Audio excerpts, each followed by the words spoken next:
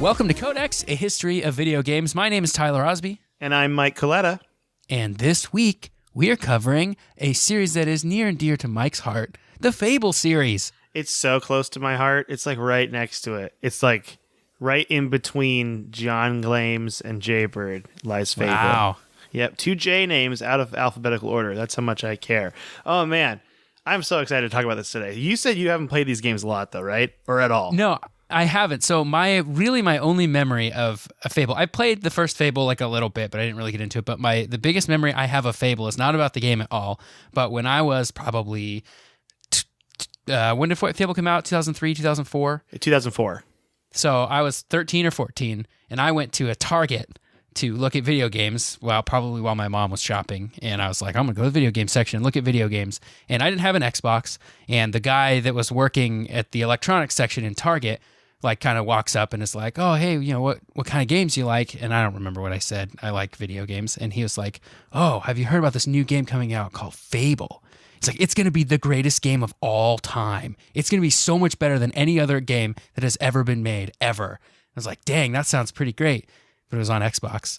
And he really talked that game up. He talked about how, like, oh, you're going to get scars when you're a kid, and you can carry over when you're an adult if you get hurt. It's going to be so cool. And he really talked this game up. And I remember it coming out and getting, like, pretty decent reviews, but it wasn't, like, the greatest game ever. And I was like, that guy was super wrong. And that anyway, Target employee's name? Peter Molyneux. That's right. That Target employee's name was Peter Molyneux. He was dressed up. It was like an undercover boss kind of situation. He where was Peter Molyneux came into Target. Shopping. Yeah. Secret shopping everywhere. Man, that's so great, though. Man, I love that. I loved it when my mom would go shopping at those like big box stores like that. That's what they're called, right? Like your Walmarts, your Targets. And then I would like go in the back and just look at video games the entire time and just try to read as much of the box art as you possibly can. Yep. Target had this really cool PC game section that I would always go to and just look at the back of the boxes. And like they had a bargain kind of section where everything came in just jewel cases and not in big boxes. And they were like 4 or 5 year old games for like $10. And I wanted to buy all of them. I didn't buy any of them. Man, I love that you go to like a PC section at Target now. It's just a bunch of empty cardboard boxes with codes inside. Yeah, if you're lucky. And it's like before it was like it was a whole shelf, like a whole aisle of it basically. And now it's just like a section of the shelf with boxes with download codes in them. And there was definitely like a golden age, like right as downloading was still going, like just starting, I mean, when you could download games online, you know, but they still had like all the really weird off-brand games on discs in those Target. Yeah. And that was my favorite age. That was my favorite time. Yep. Such weird stuff on the shelf at that time. But anyway, Fable. So Fable is near and dear to my heart, as Tyler told you. I love this game so much. I think, and this might be a hot take right off the gate. Are you okay with that, Tyler? Yeah, hold on. Let me put my gloves on. Okay, I'm ready for your hot take. I think while there are a lot of games out there that have an alignment system, like a good and evil, Fable nails it. Ooh, that's a spicy take. Even better than like KOTOR? Better than like Mass Effect? Yeah, I thought of KOTOR and Mass Effect were the two I was thinking of, and I like that because there's nothing more visceral, I don't even know if that's the right word, to me than being like, okay, I just did something and I see it immediately on my character's face. Like, that's my decision I've made. It's not dialogue choices. It's like, oh, I did this and now I'm sprouting horns, you know? Like, it's cool. So the first Fable, by the way, if you don't know, it was developed by a studio called Big Blue Box. Now, Big Blue Box is a satellite studio of Lionhead. If you don't know what Lionhead is, they were started by a very famous video game designer named Peter Molyneux. Also, Steve Jackson, the guy who makes Munchkin, was a part of Lionhead as well. Molyneux has created some pretty noteworthy games in the God game genre. And now God games, if you don't know, are pretty much what they sound like, where you're like a god and you control this world. And they made the Black and White series, right? Exactly. Molyneux created Populous, Black and White, and Dungeon Keeper. Those are his 3 big God games he created. And super famous. And he's like, you know what? I never played any of these games, to be fair. You know, I've never played any of these God games, but I remember when Black and White came out, I was in high school and a bunch of my friends went gaga over it. And so there's that. It was a good game. I know it was a good game. It was like you could be an evil god or a good god. It didn't matter, right? Do you remember that? Yeah. I didn't play Black and White, so I don't remember that. But you remember that time period, you know? Do you know? Yeah. Yeah, like I remember that game coming out and all my friends being like, this is probably the most amazing game of all time. Okay, so Molyneux now he wanted to jump into RPGs. That's right, role-playing games. And he created Big Blue Box so he would have a way of sharing all the technology of Lionhead without having to offset the cost of Lionhead itself. Like, it was, for some reason, financially, it was easier for him to start a new development studio partnered with Lionhead called Big Blue Box than it was to just make the game as a part of Lionhead. Yeah, sometimes the bureaucracy gets in your way, and like if the company does things a certain way and has all kinds of like approvals that need to happen, it might just be easier to just be like, you know what? I'm just going to pick my favorite people and we're going to go make games off in a room somewhere and you can't bother us. And that's exactly what he did. Now, Big Blue Box was founded, I think it's Dean, D-E-N-E. It could be Danae, I don't know. And Simon Carter. Those are the two that founded Big Blue Box. I tried to look up stuff about them. I couldn't find anything. So they worked for Lion's Head, and they helped start Big Blue Box. They're considered the founders. And now it took them a while to get a publisher for Molyneux's new game. And finally, they ended up getting a contract with Microsoft. And this would be huge later on down the line, because this game is, drum roll please, a Xbox exclusive, not even 360. Xbox original and Xbox 360 exclusive. And that's going to come back. We're going to come back to that at the end of this podcast. There's a lot of stuff about if you want to play these games now, it's kind of difficult. So, as far as Big Blue Box was what they were trying to do with their RPG, this is what Simon Carter had to say about what they were doing with their new, unnamed at the time, RPG. Quote, "The world would be a breathtakingly beautiful place, filled with waterfalls, mountains, dense forests, populated with compelling and convincing characters with real personality, people who actually reacted to what you did. We wanted to give the player control of a hero who would adapt to the way they played, who would age, become scarred in battle, who would get tattoos, wear dreadlocks, and a dress if the player was so inclined. We wanted each and every person who played our game to have a unique experience, to have their own stories to tell, and we called it Thingy." Thingy? They didn't have a name for it. They called it Thingy at the time. Early in Fable's development, they also had other names for it, like Wish World and Project Ego. Those are two other cool code names. I like cool code names. We've talked about this before.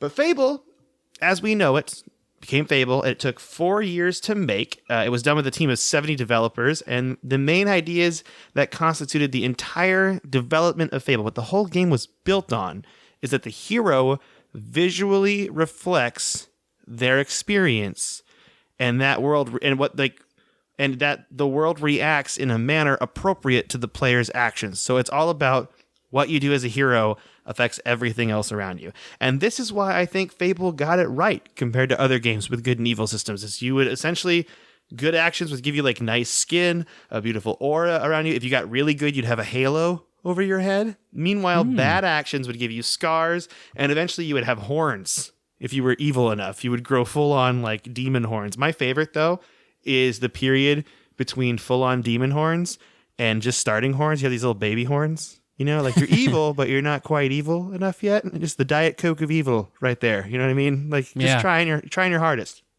What happens if you just like float right in the middle there? Do you get anything cool for that, or are you really encouraged to go one way? You were kind of encouraged to go one way or the other. The next game had a different kind of system that I think is the Fable 2 kind of altered the system a bit and allowed you to play a little bit more with it, which I like better, because this one is very much you have two options, good or bad. If you float in between, it's just kind of like, well, my guy kind of has horns and he kind of has like a nice aura, but he's just kind of a dude, you know? Also important, you can only be a guy in this one. It's the flaw. We're talking about 2004 video games. Yeah. Okay, that's where we're at. But the plot of the game is your standard fantasy hook where you're in a village that gets attacked and everyone in your family is killed except you. And you're in this area of the world called Albion. That's where you are. And you're saved by a hero named Maze, M-A-Z-E, who takes you under his wing and trains you. And you end up at the Heroes Guild, which I would describe as a tiny hero Hogwarts of sorts. It's kind of like you're a hero, Harry. Exactly. It's just like that. And the guild is interesting because, like, in the lore of it, they make a point in the lore to say, hey, we train heroes, but we don't interfere with what path they take. Like, as far as morality goes, good or evil. Mm-hmm. So there are numerous twists and turns throughout the game, and I don't want to give away more than that if you haven't played a Fable game before. I know this is literally a 15-year-old game 15. now. It's a 15-year-old game now. So, but I still wouldn't want to spoil it for you. Maybe one day we can do a spoiler cast where I talk about the story of Fable and I talk about how it blew my mind as a sophomore in high school. And it's just craziness, crazy town. So the tone of Fable is super fun.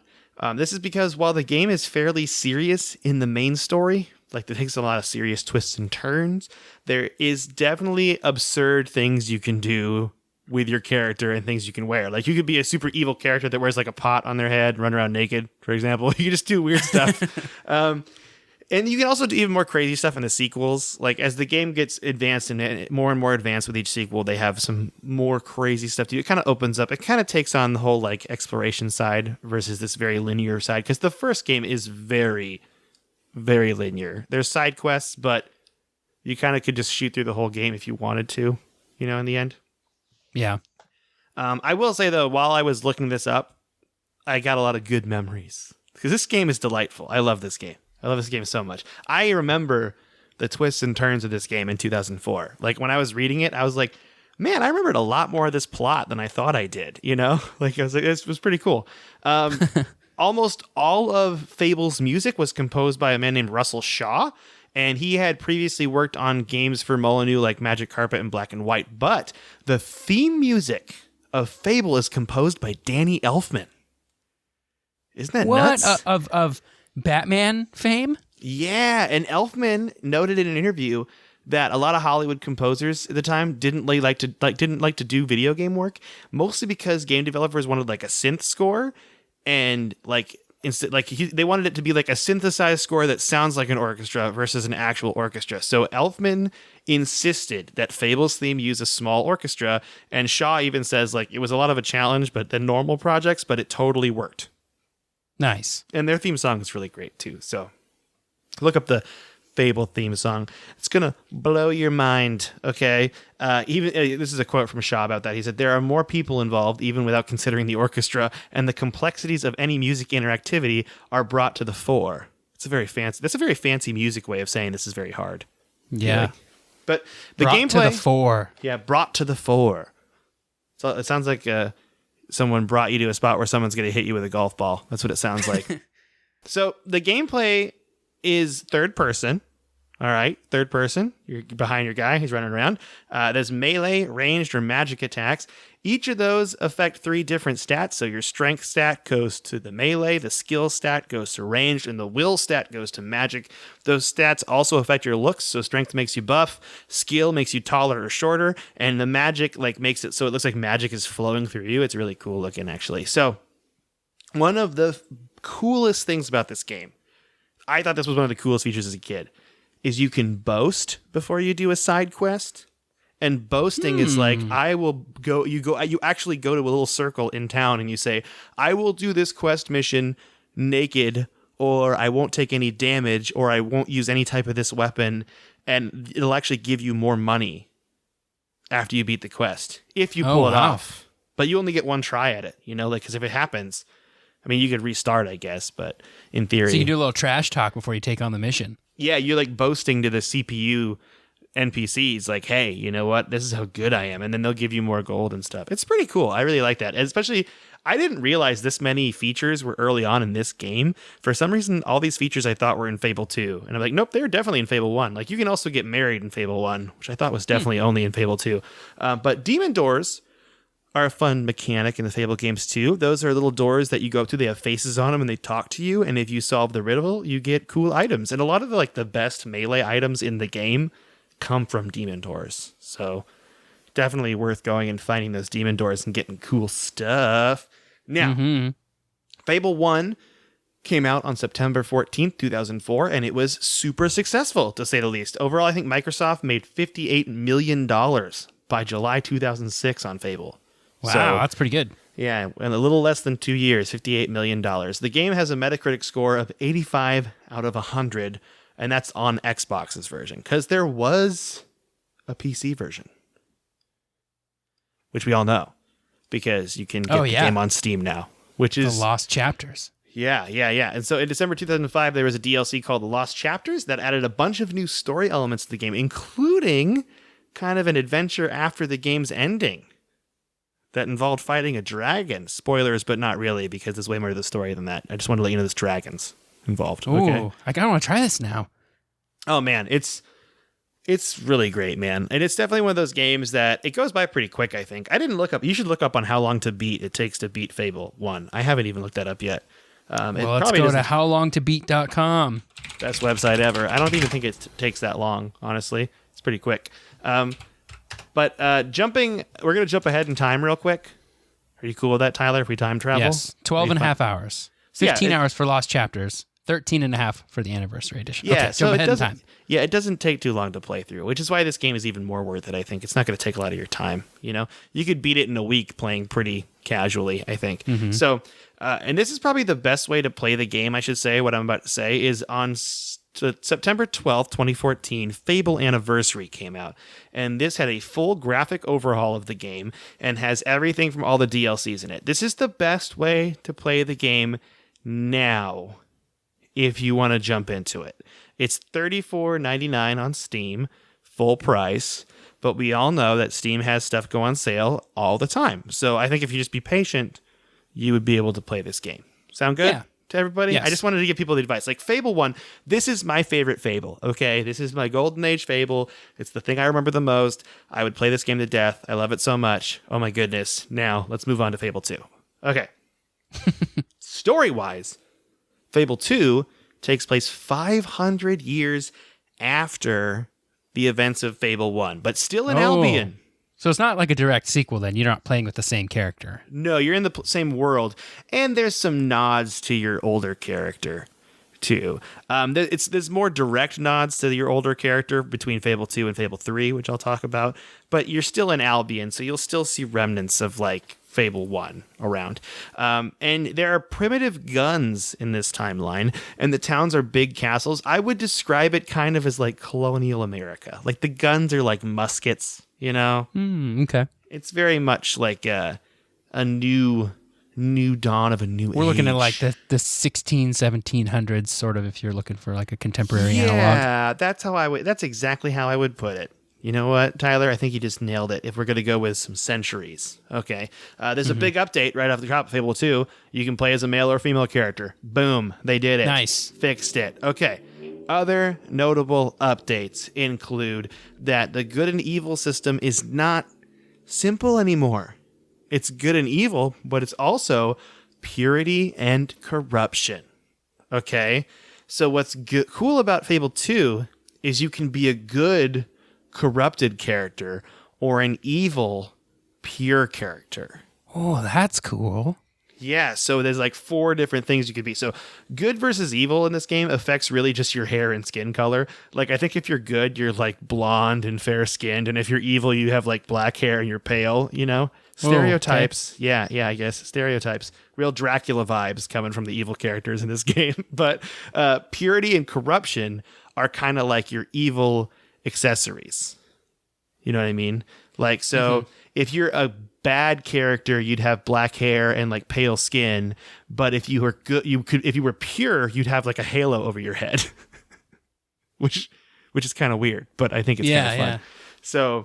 Yeah. So like good versus evil, blonde hair, fair skin, evil character is pale skin, like jet black hair, Dracula looking, and then corruption's horns. So it's kind of fun. You can also be like a blonde-haired guy with just horns, you know, for no reason. Kind of like that Daniel Radcliffe movie, Horns, which I never saw.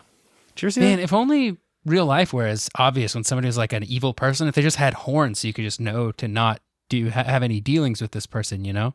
Yeah, totally. That's the exact way to do it, I think. That's how we should identify everybody, you know? Yeah. Or if someone had little baby horns, you'd be like, watch out for that guy.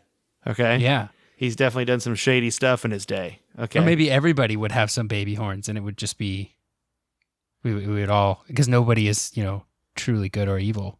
You know, we'd all just be adorable, I think, is what it comes down to. Little baby horns are just... We'd all just look like little baby goats adorbs. waiting for our horns to grow in. Be adorable.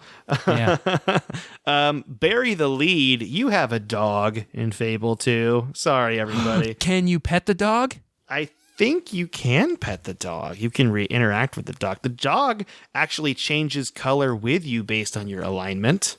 So you'll be like a golden retriever kind of dog if you're a good guy, or like a wolfy kind of looking dog if you're a bad guy. And in the DLC expansion that I'll talk about later, you can actually change the breed of the dog with special potions. Ooh.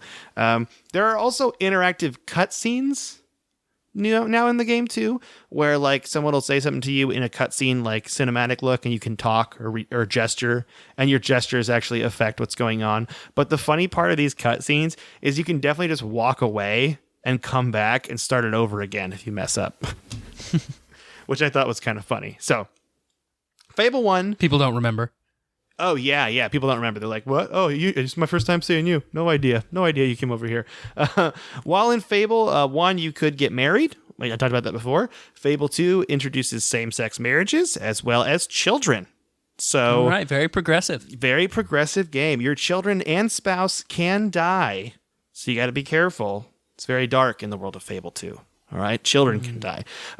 Children can also run away to become adventurers, which is just code for you have to go rescue your kid all the time. I think that happened to me a couple times, and it was kind of annoying. Yeah, it's kind of like the Minutemen quests in Fallout 4. It's like, okay, my kid's been captured again. Got it. Great. Fun. I'll go get him. Fable 2, to make money, has a job system. In Fable 1, you would get money from quests. In Fable 2, quests don't award gold anymore. Instead, you have to do a job. And these jobs are kind of like side quests or side activities. And they include blacksmith, woodcutter, bartender, assassin, civilian displacement, which is just code for a slaver. You're essentially a slaver. Oh, wow. Oh, yeah. Bounty hunter and merchant.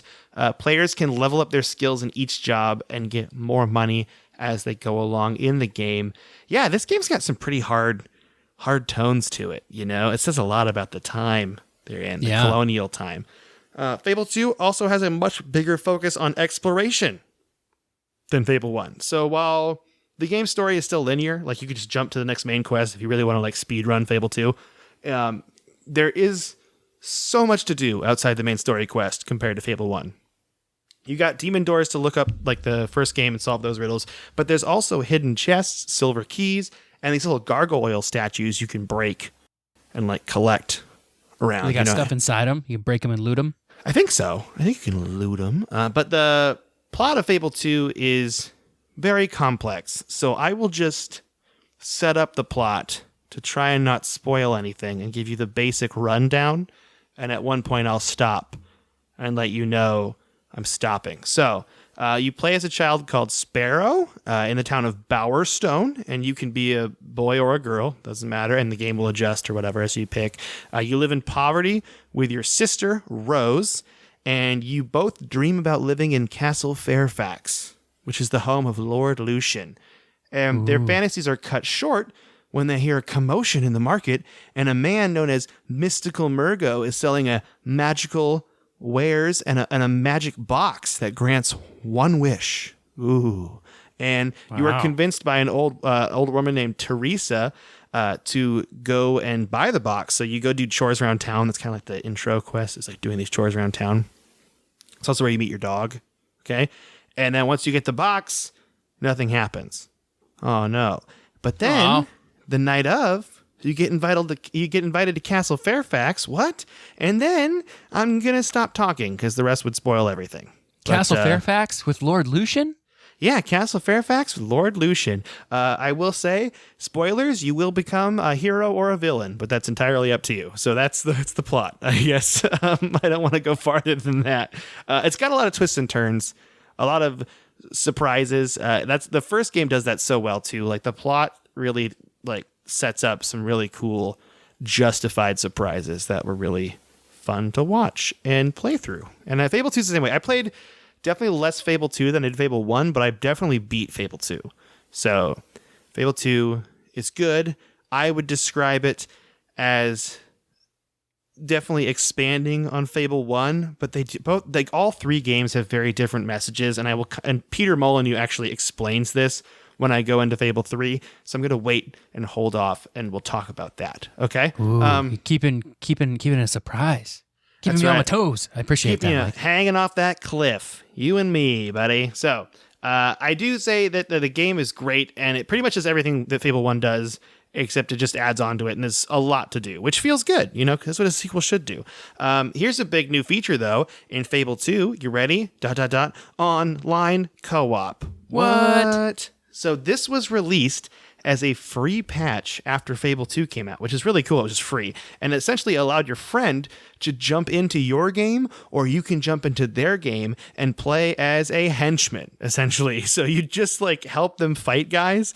You couldn't pick up any items. You would you would choose either a generic male or generic female character to be a henchman, and you just kill stuff. You don't get XP, you don't get items, but sometimes you just got to play games for fun and fellowship. I only play games if I get rewards.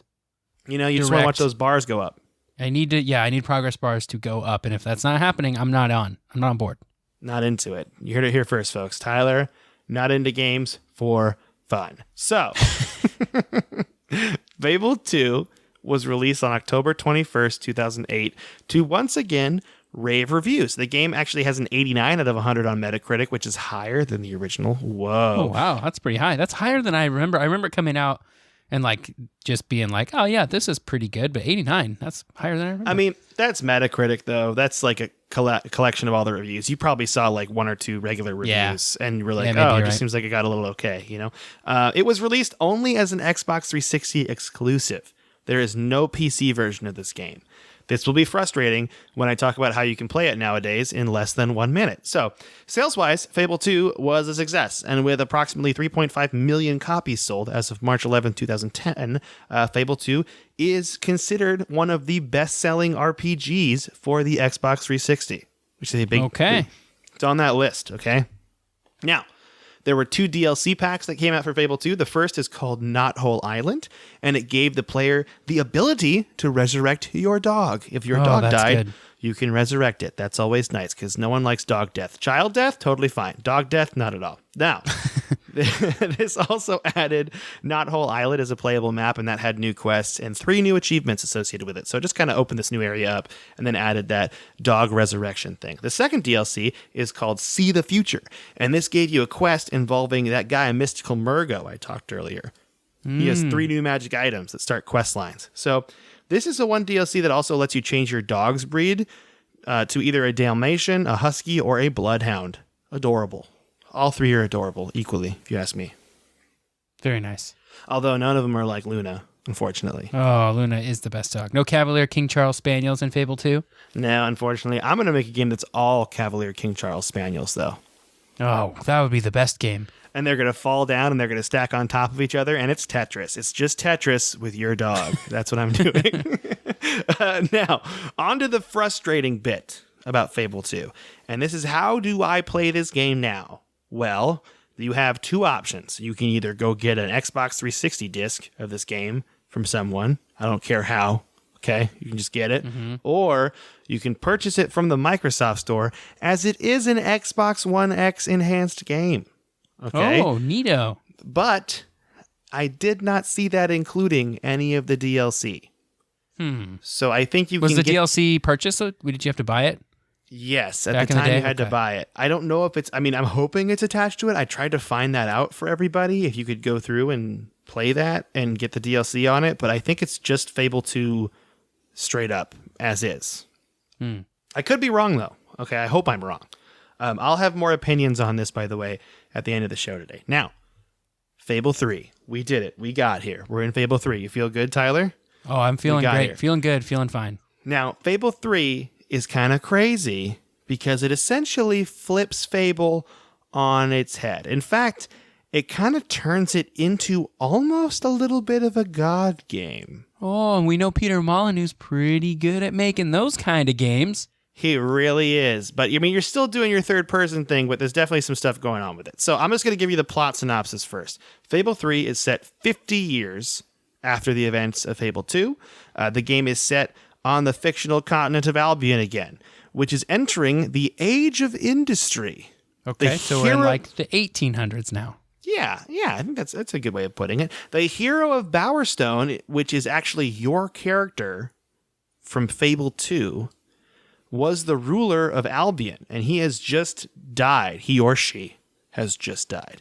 Now, they left the kingdom to their eldest son, Logan, who is the and it's so confusing because it says Logan the eldest son, but then Logan the player's older brother. This doesn't make any sense. Although for some nobilities that might actually make sense. You know what I mean? Wait, what doesn't make sense about that?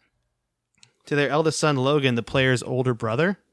How is it the player's older brother? I'm getting things confused. So you are the second son or daughter of your character from Fable 2, and your older brother Logan takes over. Now, gotcha. Logan is kind of getting a little cray-cray. He's getting a little tyrannical. In his little rule. mad king? A little mad king a little bit, okay? Yikes. Get a little old school Targaryen on it. You know what I mean? Not great. Mm-hmm. So the player begins the game investigating rumors that Logan had a citizen of Albion executed, causing a group of citizens to protest. Now, this is where I have to say that the next part is kind of a spoiler, but I have to tell you, because if I didn't tell you, nothing I told you about the gameplay would make sense. You ready? If you want to the rest of this part, you eventually become the king or queen of Albion in Fable 3. And then you must make a series of choices that affect you and the citizens of Albion from an outside divider. This is where it kind of becomes a god game. You're still in third person, but you're kind of, now it's not only the choices of you and the way you look, it's how everything is. And it's all on you to figure that out. So I think that's kind of where it becomes a god game, in my opinion. Does that sound reasonable to you? Yeah, that starts to make sense. So, you still have third-person fighting and magic. You also have melee, range attacks, but now you have those big real-world decisions to make, and these decisions actually affect the world around you. For example, there is an impending invasion in Fable 3, and if you don't deal with it, like if you just let it ride, you'll notice as you walk around towns, there will be no one because they're all dead. Wow. Yeah, like it's very real consequences. Another new facet of the game is that your weapons change as you play with them. Like they actually morph as well, not just your character, but your weapons. So the example they gave was if you kill large numbers of skeletons with your weapon, it will look like it's made of bones.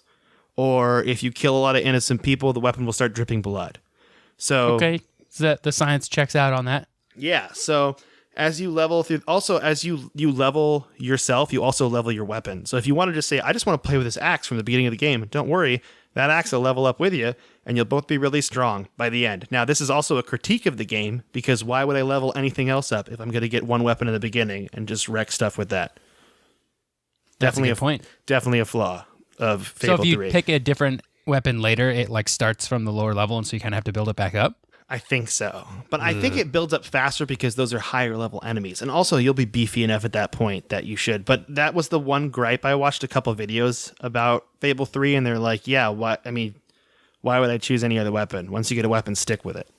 Because it's going to be just as good as you. So another example of that they added new feature of Fable 3 is called the Extreme Emote System. For example, extreme emotes coming at you live. If someone angers the hero, you can show them your true nature. Like you could have like a demon or angel wings sprouted out of. They're back. Actually, you could show them their true nature. You could like freak them out, stuff like that. Oh, I wow. also saw a video of someone farting on someone. I don't know if that's real or not, but I thought it was funny.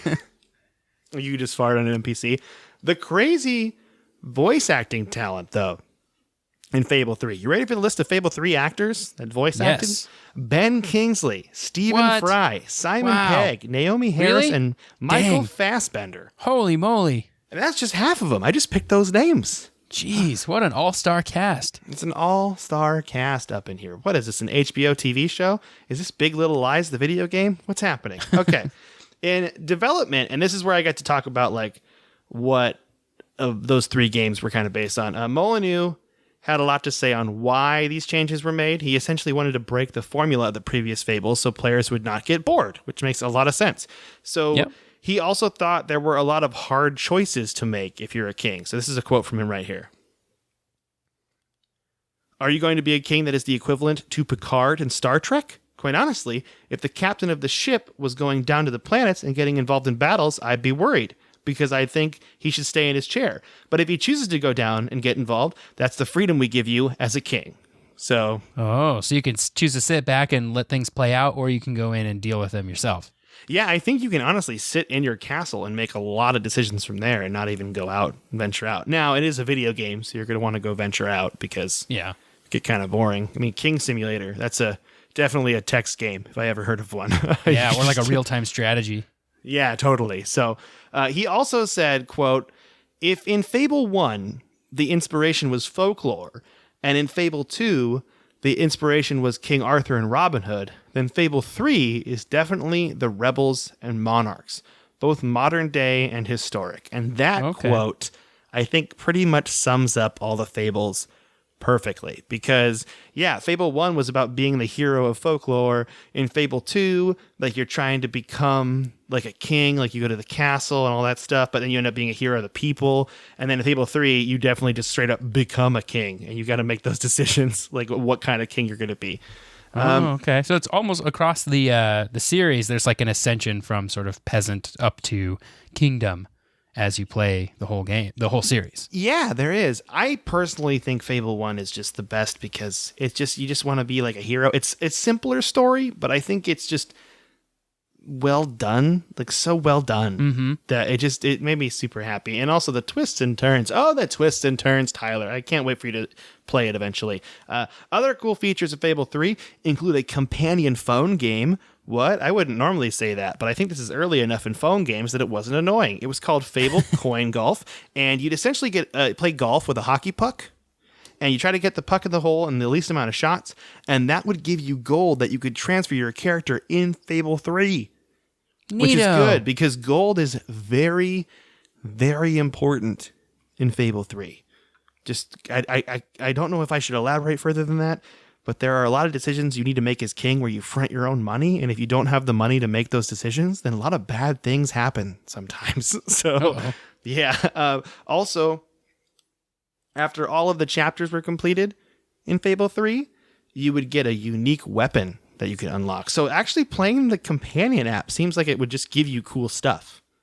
And there wasn't any microtransactions as far as I knew. It was just a fun companion app to play along with Fable 3. Nice. Which I think is the way it should be. Totally. Yeah.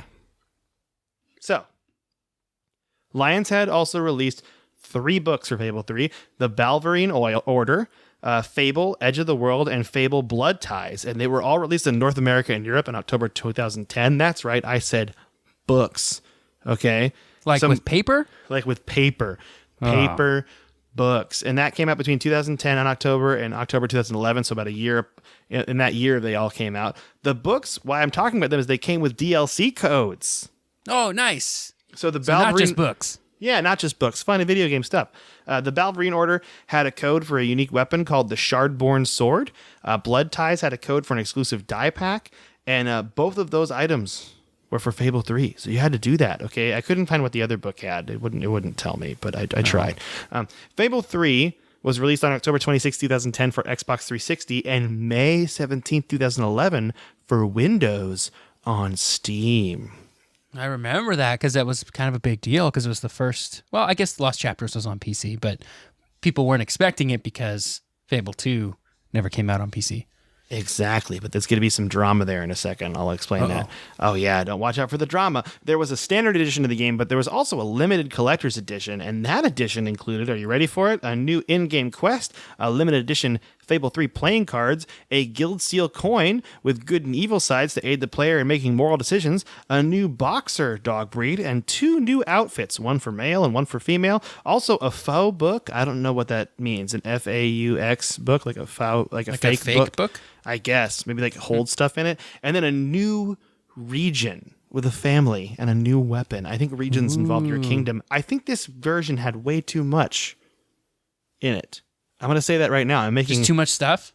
I think compared to, like, it's giving you, I understand, like, giving someone cosmetic stuff in a collector's edition, but you're giving a whole new region of the map in the game with a new weapon? Wow. That's a lot, if you ask me. Unless you could buy that later or you give it out for free later, like a year later or something. I don't know. The Xbox 360 version has an 80 out of 100 on Metacritic, while the PC version has a 75 out of 100. So pretty positive reviews overall. Sales-wise, according to VG charts, the lifetime sales are expected to be between 4 million and 4.5 million units sold. So that's a lot. That's pretty good. What did the first one sell? Like 3.5, you said? Yeah, 3.5, I think, for the first one. Now, here's what's weird. Here comes the drama. Fable 3 was taken off of Steam. What? Why? This is because in August 2013, the Games for Windows Live Marketplace was closed. Oh, and yeah. I don't know how all this works, but I'm pretty sure that's where all of Microsoft's services were hosted. Like all the DLC for Steam was hosted from there. Yeah, So, they did a lot of video games. A lot of like the Games for Windows thing was sort of like Xbox Live, but for PC. And there were a lot of games that ran off of that, like Grand Theft Auto 4 did. And I remember when they shut it down, there were some games that never got updated. And it was just like, well, this game doesn't work anymore. Sorry. You can't activate it. So that's it.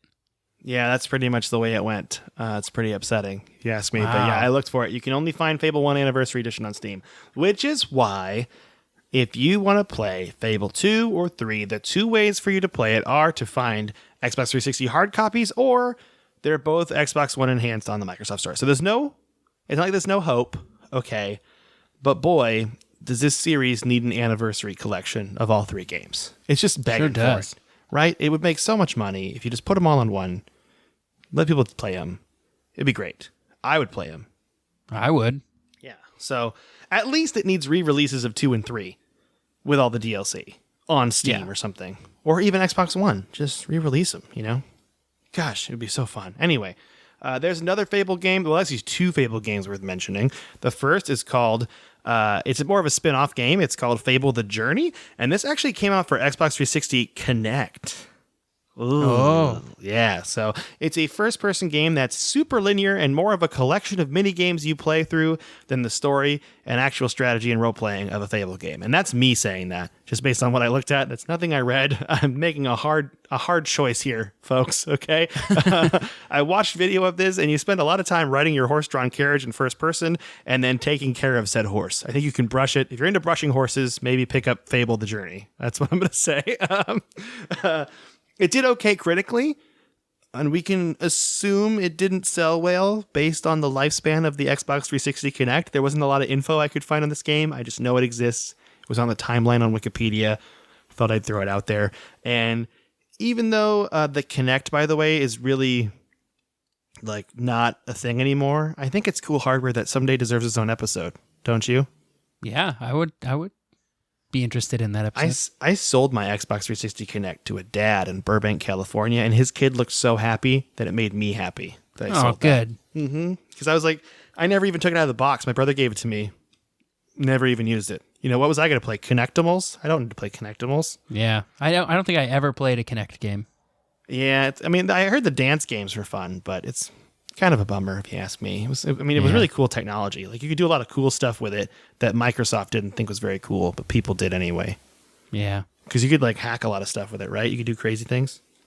Yeah, they eventually released like a PC like development kit so that you could make stuff with it on PC, I guess. Oh, that's cool. So maybe they are cool with it. That's neat. There's another Fable game spin-off called Fable Heroes, and it's like a beat-em-up arcade game for the Xbox 360 Arcade. You can only download it off Xbox 360 Arcade, and it had really up and down reviews, and it got a 55 out of 100 on Metacritic, and it really does, like, some people really liked it, and some people did not like it. And I think it was just kind of a bust in general. It was really, these 2 games came out in 2012 as a way to hold fans over for Fable Legends. Now, Fable Legends doesn't sound familiar to you because Fable Legends never came out. Oh. Mm-hmm. I remember that. It was kind of a big deal when it got canceled. Yeah, because it was going to be, and this is a cool idea. Now, in practice, would it have done well? Probably not, based on other games that were like this at the time that came out. You and 4 friends played together, so 5 people total. 4 of them were heroes, 1 was a villain. It's a lot like Evolve. Oh, I remember that game where it was like Left 4 Dead, but one person got to be like a gigantic zombie, basically. Yeah, exactly. And so it was supposed to come out on the Xbox One, but then Microsoft announced that Lionshead Studios was closing because they owned it at the time. Peter Molyneux, by the way, left in 2012 with a lot of other veterans and founders of Lionshead. And they left. So Fable Legends wasn't going to be a Molyneux joint. No, it was going to be an experimental multiplayer thing. I'm kind of honestly glad it didn't come out because it was not a Fable game. Really. Yeah, it just used like the Fable world and some of the characters, maybe. Yeah, just use Fable IP to kind of sell a multiplayer game. And I don't think it would have done very well, so we might have dodged a bullet here, team. I'm basing this off of how short-lived Evolve was. Evolved, cool idea in practice. I mean, in theory, but in practice, it just wasn't. Yeah. Just wasn't very great. They really goofed on the monetization because you were supposed to buy it at first, and then it was right around the time where like microtransactions were really starting to be a big thing, so you had to buy the game, and they were like, oh, we can put microtransactions in this game. And then they're like, oh, nobody wants to buy it. And then they kind of made it free to play, but it was like too little too late. It's kind of a bummer. It was fun, but it was just like they really messed up on the business model. I remember that, yeah, because they were trying to sell like all the maps. They had like a bunch of maps, but then they sold them separately. Yeah. Which was really dicey, to say the least. Yeah. It's a bad way to do a multiplayer game. Exactly. So while Fable Legends shut down, I should mention that there was a Kickstarter created by other Lionshead developers to continue work on a collectible card game called Fable Fortune.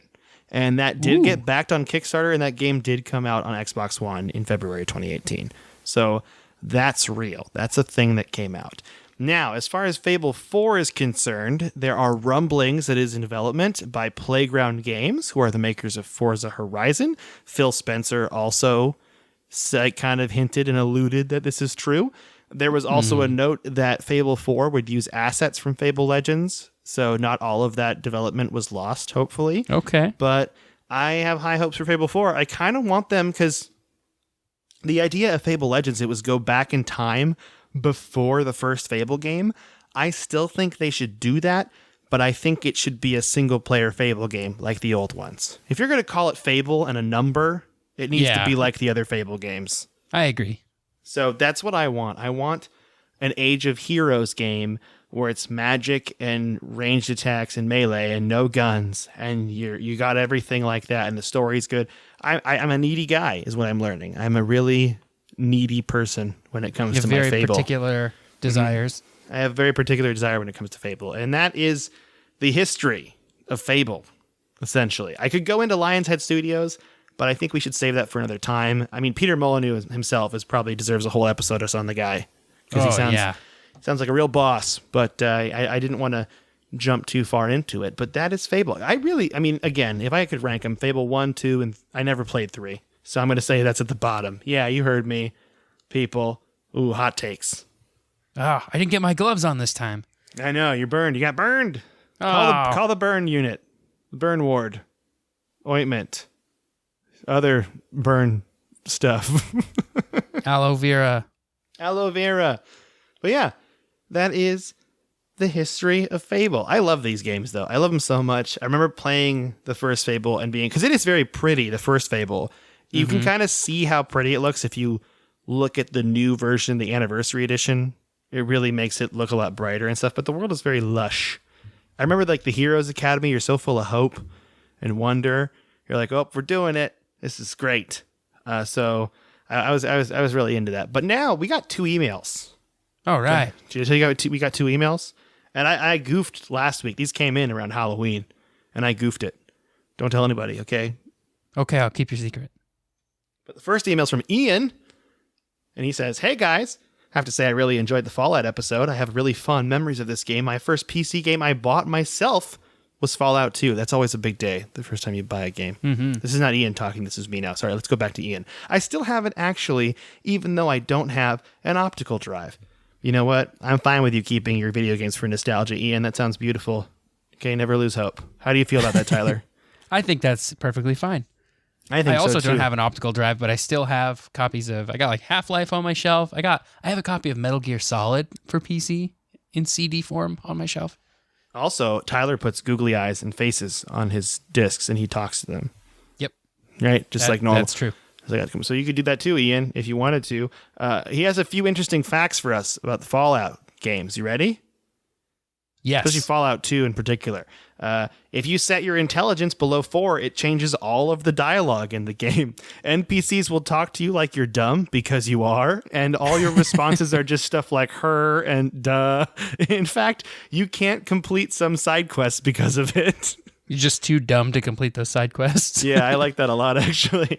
In the first game, if you know what you are doing, you can skip getting the water chip and go straight to final boss. You can also win the game without fighting him if your speech skill is high enough. Ooh, I like that. I like being able to beat games without fighting. That's kind of cool. I do think that's very cool. Also, the tutorial temple in the second game can be unbeatable if you roll your character wrong. Oh, wow. I could see myself doing that. I hope you do an episode on New Vegas, because in my opinion, it is the true successor to Fallout 2. I literally played through it 3 times. Fallout 4 killed the franchise for me, sadly. It was a really good game, but not a good Fallout game, if that makes sense. It totally makes sense to me. I agree with that. And I even liked Fallout 4 and played all of it, but I agree it doesn't have the same vibe as previous Fallouts have. Keep up the good work, guys. Your faithful listener, Ian. Thank you, Ian. Also, Thanks, Ian sent a PS video email to me, and I'm just going to read it for you. You ready? Yeah. 3 rings for the elven kings under the sky, 7 for the dwarf lords in their halls of stone, 9 for mortal men doomed to die, 1 for the dark lord on his dark throne, in the land of Mordor where the shadows lie, 1 ring to rule them all, 1 ring to find them, 1 ring to bring them all, and in the darkness bind them, in the land of Mordor where the shadows lie. Thank you, Ian. I needed someone to send it to me. Thank you so much, Ian. Yeah, it was beautiful. It's like it's an original piece by Ian right there. That's how we get. Wait. No, it hasn't been that long, right? What's the age that written works don't become copyrighted anymore? Is it 100 years? It's something like that. It's a long time. Okay, so this is very much still J.R.R. Tolkien, everyone. Just so everyone knows, I don't want to get Ian in trouble. I don't want the copyright police to come after Ian. In my mind, it's a police force, if you ask me. Yeah, they kick down your door. Totally. The next email we got was from Thomas. Oh, I almost said his... Well, actually, he said I could say his full name. I really want to say his full name. I might say it at the end because he has a funny joke with it. Okay. Thomas says, "Hi, Mike and Tyler. Just wanted to get in touch and tell you how much I love the podcast." Oh, thank you. I'm blushing right now. Tyler is too, I'm sure. Behind Discord, he's blushing. Yep. I listen to a few video game podcasts, but yours is by far my favorite. When I found it, I had just started a new job and was facing a super long commute each day. The humor and fun historical narrative in your podcast gave me something to look forward to during the cycle and train journey. He's cycling and riding the train? Wow. That's impressive. I'm tired just thinking about it. And I blasted through your whole history of video games. I've since moved and the commute is way easier now, but I still look forward to every Monday to check out the new episode. Thank you, Thomas. It keeps going though. You asked some feedback in a couple of recent episodes, so just thought, just some of my thoughts on a couple things. 1, I'm a history nut. So when you start doing a history of a franchise or game series, I always want it to continue each week until it's done. However, I understand the research involved could be onerous, and the way you do the history episodes at the moment, i.e. the first part of a history 1 week and then returning it to a few weeks later, means that every week is a new surprise, which is fun. This is something we've been trying to figure out, Tyler. Yeah, trying to figure out what the best way to do that is. Yeah. It might depend, I think, week to week. If you're ready to go with the second part, or if I'm ready to go with the second part, we might just do it. But yeah, every other week, we kind of split it back and forth, Tyler and I, so we don't feel so tired. Mm-hmm. I also, this is the second part, I also really enjoy the topical episodes on genres, types of games, etc. My favorite episode so far has been the one on MMOs, which I knew very little about before your episode on them. As a video game fan, it's very cool to hear experienced gamers reflecting on a whole bunch of games from different eras. Thank you, Thomas. Means the world to me. All right. Anyway, Thanks, Thomas. Really loving the podcast. Thanks to you guys for all the work and dedication that you put into it. Looking forward to hearing Mike read my full legal name on air. Thomas Space War Connolly from Ireland. Wow. Space War. Yeah, his middle name is legally Space War. Isn't that crazy? Wow. Oh, there's a PS here. PS, if Tyler ever does a history on Metal Gear, expect a few Matt in Japan style emails from me.